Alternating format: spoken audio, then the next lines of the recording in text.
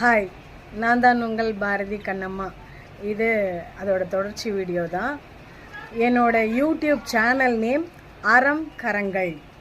அறம் கரங்கள்னு பேர் எதுக்கு சூஸ் பண்ணேன்னா, அறம் என்றது நன்மை, அப்புறம் கெட்டவைகள்லாம் விளக்குறது, நம்மளால் முடிஞ்சதை செய்கிறது, இதுக்காக தான். அதுக்காக நீங்கள் கொடுக்குற கரங்கள், சரிங்களா?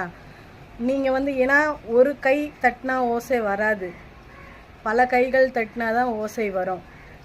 நம்ம நாட்டில் நான் சொல்கிறது, இந்தியாவிலேயே அந்த நிலைமை இருக்கக்கூடாதுன்னு நான் நினைக்கிறேன்.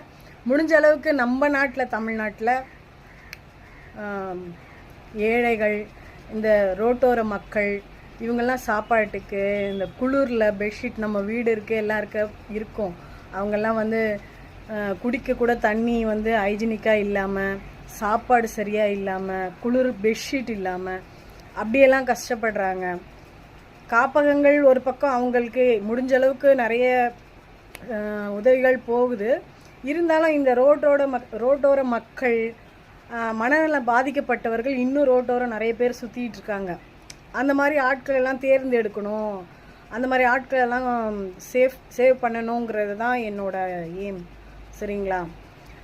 அதனால் நான் என்ன சொல்ல வரேன்னா, உதவி செய்யணுன்றது நம்ம மனசில், நான் என்னால் முடிஞ்ச உதவியை நான் செஞ்சுட்டு தான் இருக்கேன் இன்னி வரைக்கும், சரிங்களா? ஆனால் நம்மளால் முடியாதுன்னு இல்லை, எல்லாருமே இன்றைக்கி கஷ்டப்படுறவங்க தான், எல்லாருமே கடனில் இருக்கவங்க தான், எல்லாருமே பிரச்சனையில் இருக்கவங்க தான்.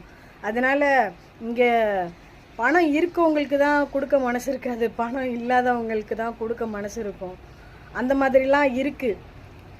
நான் என்ன சொல்ல வரேன்னா, உங்களால் முடிஞ்சது நீங்கள் ஏதாவது, இப்போ எனக்கு தான் செய்யணும்னு இல்லை, வசதி வாய்ப்பு உள்ளவர்கள் தயவு செஞ்சு ஏதாவது ஒரு காப்பகங்களுக்கோ, இல்லை முடியாதவர்களுக்கோ, இல்லை படிப்பு செலவுக்கு, குழந்தைகள் படிப்பு செலவுக்கு காசு இல்லாமல் காலேஜ் நின்றுடுறாங்க, வேலைக்கு போகிறாங்க, சின்ன சின்ன பிள்ளைகள் வேலைக்கு போகிறாங்க, அந்த மாதிரி பிள்ளைகளுக்கெல்லாம் உங்களால் முடிஞ்சது ஹெல்ப் பண்ணுங்க.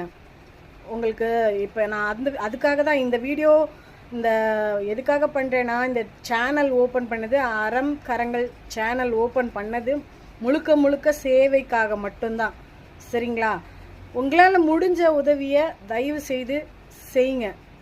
என்ன வச்சிங்களேன், ஒரு குழந்தைய படிக்க வச்சுன்னா அது அவ்வளோ உங்களுக்கு புண்ணியம் சேரும், சரிங்களா? இந்த காலத்தில் புண்ணியம் இல்லை அதெல்லாம் சொல்கிறேன், அதெல்லாம் ஒன்றும் இல்லை இல்லை, எல்லாமே இருக்குது. நன்மைன்னு ஒன்று இருந்தால் தீமைன்னு ஒன்று இருக்கும். அதனால் அந்த நன்மைகள்லாம் கண்டிப்பாக உங்களுக்கு சேரும். உங்களால் முடிஞ்ச விஷயங்கள்